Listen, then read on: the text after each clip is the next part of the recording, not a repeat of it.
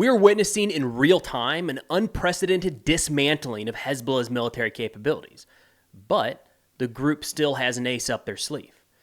In the last few days, Israel has begun Operation Northern Arrows, which has included thousands of strikes in southern Lebanon and has led to the deadliest few days in Hezbollah's history. Now, for starters, Hezbollah is not the Lebanese government, but a Shia political party, a paramilitary organization, and a globally designated terrorist organization. In the May 2022 parliamentary elections, Hezbollah picked up 13 out of 128 total seats. Another 28 were considered allies of Hezbollah, but even with that, we're talking about maybe 30% of the votes in their general direction. I've said before that I barely understand U.S. domestic politics, so I'm certainly not going to try to pretend to understand the inner workings of the Lebanese political system, but I felt like it was worth showing this data for an idea of Hezbollah's influence in Lebanon. Now, Hezbollah initiated this wave of violence on October 8th in solidarity with Hamas following their assault into Israel the day prior. Then, once Israel began fighting back against Hamas, Hezbollah started saying that they would only suspend their attacks once Israel stopped their aggression against the Palestinian people. And I feel like the lead up there is important to stress. While tensions on the northern border are nothing new and attacks have been sporadic historically, Hezbollah chose to attack Israel on October 8th. Had they not done so, there's really no reason to believe that Israel would have begun attacks into southern Lebanon.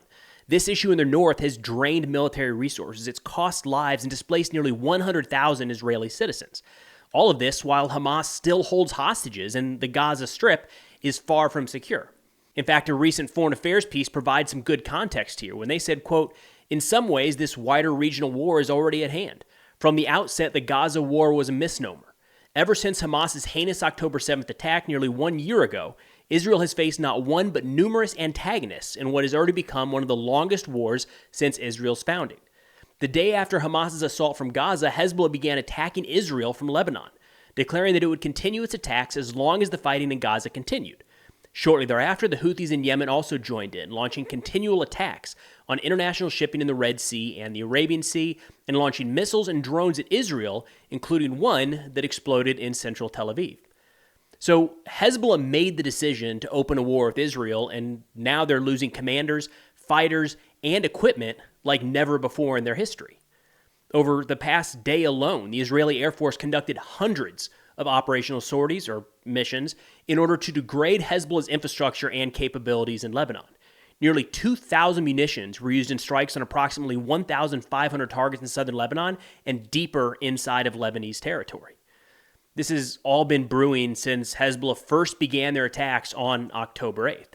To date, Hezbollah has claimed responsibility for more than 2,000 attacks into Israeli territory, many of which have resulted in relatively measured Israeli military responses, but that really began to change in July when it started to look like Israel had had enough. This tit-for-tat wasn't deterring Hezbollah, and something more had to be done. Israel next chose to take out Fuad Shakur, the number 2 overall commander in Hezbollah and a close advisor to Hezbollah leader Hassan Nasrallah. The July 30th strike in Beirut was officially listed as a response to the Hezbollah attack in Majd al-Shams a few days prior that killed 12 Druze children, but there was a larger message being sent as well. Israel showed that they had the intelligence and military capabilities to eliminate one of the most senior and most secretive members of Hezbollah. This could be interpreted as a way to get Hezbollah to back down, stop their attacks into Israel, preserve the lives of their leadership, and maintain their current level of influence. But it didn't work. Shortly thereafter, Hezbollah launched the largest missile, drone, and rocket attack of the war. Israel appears to have been ready for this and launched a preemptive strike against many of the launch sites that were set up to fire at targets, to include Tel Aviv.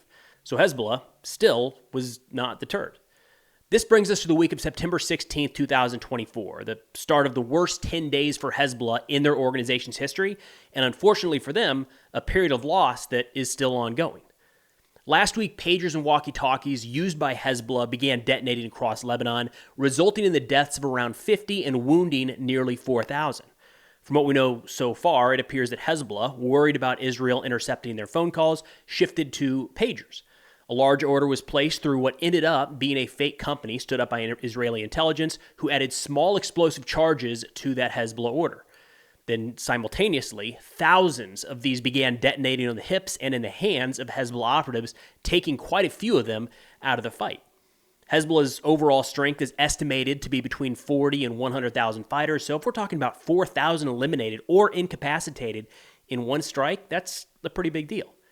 Now, we also have to keep in mind that communications devices aren't distributed to the lowest level. It's likely to mid or senior level leadership that actually have access to the communications equipment. Now, Israel seized on this opportunity to then eliminate even more senior Hezbollah commanders. According to Matthew Levitt, writing in the Washington Institute, he said, quote, "With their communications compromised, Ibrahim Akil and the other Hezbollah commanders decided to hold an in-person meeting beneath a residential building in Beirut, apparently believing that gathering underground while using civilians as human shields would protect them. They were wrong.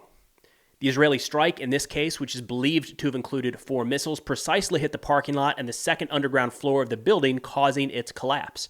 Reports indicate that around 20 Radwan Force commanders, or essentially the Hezbollah Special Operations Forces, were hit during the meeting, and the IDF confirmed 5 out of the 6 leading battalion commanders present at this meeting were eliminated.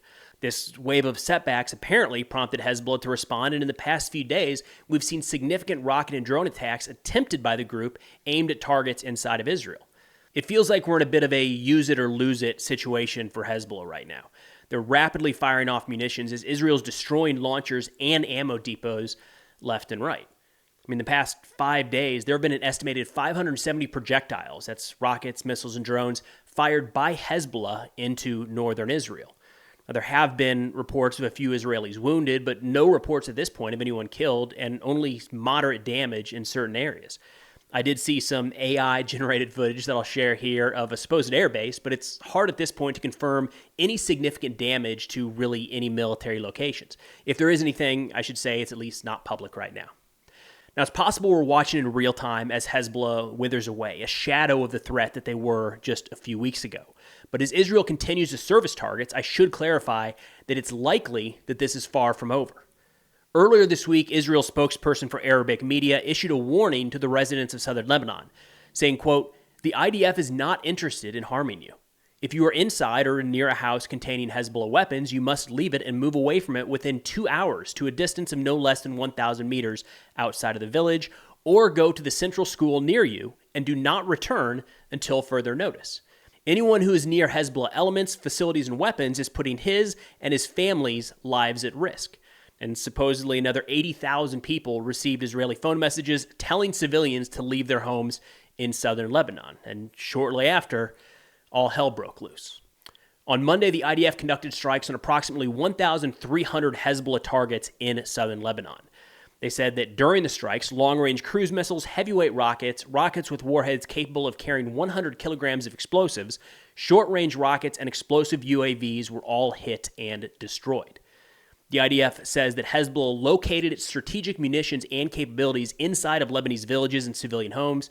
We actually have an animation put together by Israel kind of outlining this. Now, I'm a little hesitant to use these graphics because the last time Israel put something together like this was around the Shifa hospital in Gaza. And while Israel did show significant tunnel networks under the hospital, it didn't look anything like the animations, which led to a lot of negative feedback about how the tunnel networks were overblown or even made up entirely. However, it looks like Israel learned from that event, and this recent animation actually shows a 2-scale replica from a drone feed overhead. As that drone moves in to impact the target, we can actually see the outline of a cruise missile inside of this structure. Israel put out another few animations as well, and I should note that these have not been accompanied by drone footage, but they're designed to show how Hezbollah might be hiding weapons inside of what otherwise appear to be civilian infrastructure in southern Lebanon. And as Israel has been releasing the strike footage, we have seen pretty significant secondary explosions, which suggests that there was some sort of munition inside of these structures when they were hit. As of this recording, the Lebanese Ministry of Health said that the death toll from these airstrikes just in the last few days is now 558 who have been killed, with more than 1,800 wounded. Now, this is going to be a mixed bag for Israel, and we're already seeing it across social media. At first glance, these strikes, the targets of these strikes look like homes, or at least not overtly military infrastructure, but the strike footage with secondaries means that many of these were being used for military means and thus became legitimate targets. This is the sort of thing that groups like Hezbollah are very well versed in. They know that Israel has a significant air power and intelligence advantage, so hiding launchers and munitions inside of civilian buildings complicates the targeting process and allows the group a degree of wiggle room to suggest that Israel is indiscriminately bombing essentially all of southern Lebanon. So Israel has cleared out the upper ranks of the Hezbollah leadership and eliminated hundreds, if not thousands, of their launch capabilities in just the last few days.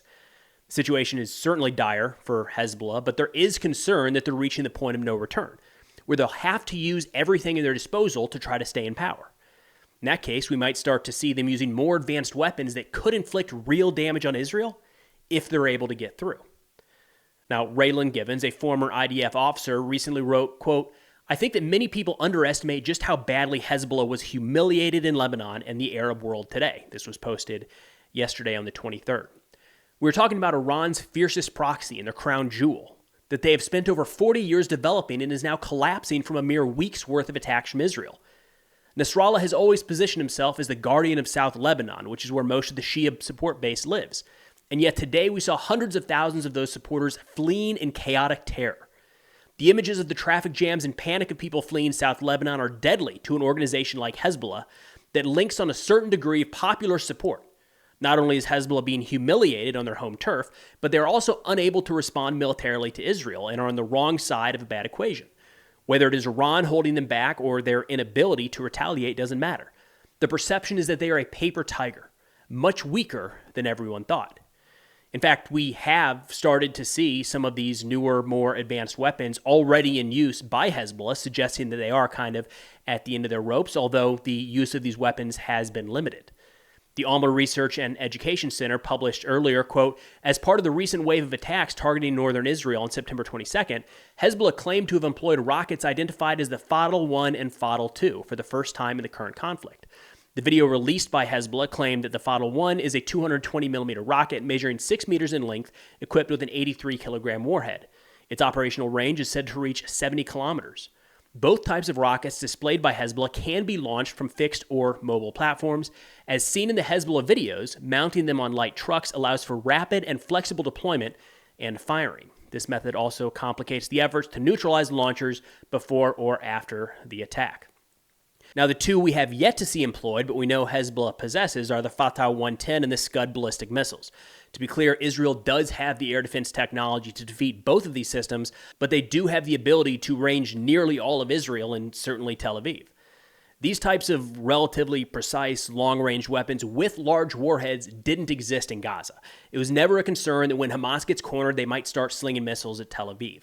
But that is a concern with Hezbollah, and for the first time in a long time, there's a very real chance that could happen. Now, from what we've seen in the last few months up north, it's more likely than not that Israel would be able to successfully defend against a Hezbollah long-range missile strike. Of course, air defense is never 100%, so we can't write that off entirely, and now we have to consider, as laid out by Raylan Givens, that if Hezbollah is on the verge of being essentially defanged, the question arises of if Iran will finally step in to prop up their most important proxy. Now, there's no indication that Israeli strikes are going to slow or stop anytime soon. And now that the tempo has increased so dramatically, we have to wait to see if Operation Northern Arrows shuts down the Hezbollah threat for good, or if it's just the next escalatory step in what long ago became a regional war. But that's all I've got for now. We've covered quite a bit of Hezbollah-related topics in our reader-funded publication titled Between the Lines, which will be linked in the description below if you're interested. But thanks for watching, and I'll see y'all next time.